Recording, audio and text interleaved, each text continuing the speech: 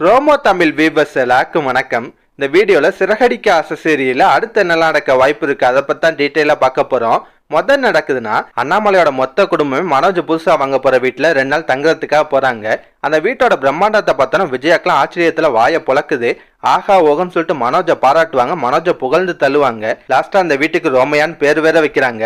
ஆமாங்க, ரோஹிணில இருந்து ரோ, மனோஜ்ல இருந்து மா, விஜயால இருந்து யான்னு 3 எழுத்தையும் சேர்த்து ரோமையான்னு பேர் வைக்கிறாங்க. கடைசியா நடக்கும்னா, அந்த ஃப்ராட் ஹவுஸ் ஓனர் இருக்காரு பாத்தீங்களா, அவர் மனோஜ் கிட்ட நான் கேட்ட பணம் என்னாச்சு, ரெடி பண்ணிட்டீங்களான்னு கேட்பாரு. மனோஜ் அந்த பணத்தை ரெடி பண்ணியாச்சுன்னு சொல்லிட்டு 25 லட்ச ரூபா பணத்தை எடுத்து வைக்கிறாரு. அந்த பணத்தை பார்த்தோன்னா அந்த ஃப்ராடு கும்பலுக்கு செம ஹாப்பி. பணத்தை வாங்கிட்டு அவசர அவசரமா எஸ்கேப் ஆறாங்க. இவ்வளவு நேரம் முத்து இங்க இருக்க மாட்டாரு, அவங்க ஏதோ சவாரின்னு போயிட்டாரு. இப்பதான் அந்த வீட்டுக்கு வந்துட்டு இருக்காரு. இவங்க தப்பிச்சு போற நேரமும் முத்து வர நேரமும் கரெக்டா இருக்கு. இவங்க தப்பிச்சு போற அவசரத்துல முத்தோட கார்ல இடிக்கிற மாதிரி போய் நிப்பாங்க. முத்துக்கு செம டென்ஷன் ஆகுது. யார் யாது கண்மூடித்தனமா வண்டி ஓட்டுற, உனக்கு அறிவில்லையான்னு சொல்லி சத்தம் போடுறாரு. சத்தத்தை கேட்டு வீட்டுல இருக்கவங்க எல்லாம் வெளியே வராங்க. முத்து சண்டை போடுறத பார்த்தோன்னா மனோஜுக்குலாம் ஷாக் ஆகும். டே முத்து, என்னடா பண்ணிட்டு இருக்க, கொஞ்சம் அமைதியாறான்னு சொல்லிட்டு முத்துட்ட கோவப்படுவாரு. அந்த ஹவுஸ் ஓனர்ட்டையும் சாரி சார் தெரியாம பண்ணிட்டான்னு சொல்லிட்டு மன்னிப்பு கேட்டு அங்கிருந்து அனுப்பி வைப்பாரு. லாஸ்டா முத்துட்ட, டே முத்து உனக்கு என்ன பைத்தியமா, அவர்கிட்ட போய் சண்டை போட்டுட்டு இருக்க, அவர் தாண்டா அந்த வீட்டோட ஓனரு, அவர்கிட்ட இருந்தா நம்ம வீடை வாங்க போறோன்ற மாதிரி சொல்றாரு. அதை கேட்டோன்னா முத்துக்கு சந்தேகம் வருது. இவ்வளவு பெரிய வீட்டுக்கு ஓனர்ன்ற, ஆனா வாடகை கார்ல சுத்திட்டு இருக்காரு, எனக்கு என்னமோ சந்தேகமா இருக்கு, நல்லா விசாரிச்சியா எதுவும் வில்லங்க இருக்க போகுதுன்ற மாதிரிலாம் சொல்லுவாரு. ஆனா மனோஜ் ரோஹிணி அதை நம்ப மாட்டாங்க. விஜயாலாம் முத்து பொறாமையில பேசுறதா சொல்லி திட்டுவாங்க.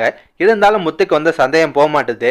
அண்ணாமலை வீட்டுக்குள்ள கூப்பிடும் போது கூட வரமாட்டாரு. இல்லப்பா எனக்கு ஏதோ சந்தேகமா இருக்கு, இவன் எங்கேயும் போய் ஏமாந்தீங்கமான்னு தொலைக்க போறான், இருங்க வரேன்னு சொல்லிட்டு கிளம்புறாரு. அநேகமா முத்து வந்து அந்த ஹவுஸ் ஓனரை ஃபாலோ பண்றதுக்கு தான் வாய்ப்பு இருக்கு.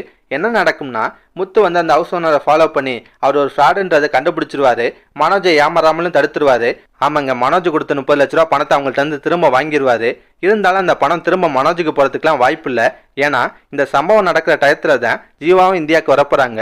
அவங்க மூலியமா மனோஜ் ரோஹிணி 30 லட்ச ரூபா பணம் வாங்கின விஷயம் வெளியே தெரிய போகுது. கடைசியா முத்து என்ன முடிவு எடுக்கலாம்னா, இது அப்பாவோட பணம், அவருக்கு சொந்தமானது, இதெல்லாம் உனக்கு திருப்பி தர முடியாதுன்னு மனோஜுக்கு பயங்கர ஷாக் ஆகும். மனோஜ் ரொம்ப வாக்குவாதம் பண்ற பட்சத்துல அண்ணாமலை வந்து அதை 3 பங்கா பிரிப்பாரு. மனோஜுக்கு 10 லட்சம், முத்துக்கு ரவிக்குன்னு சொல்லிட்டு ஆளுக்கு 10 லட்ச ரூபா பணத்தை கொடுத்துருவாரு. இந்த மாதிரிலாம் நடக்கிறதுக்கு வாய்ப்பு இருக்குங்க.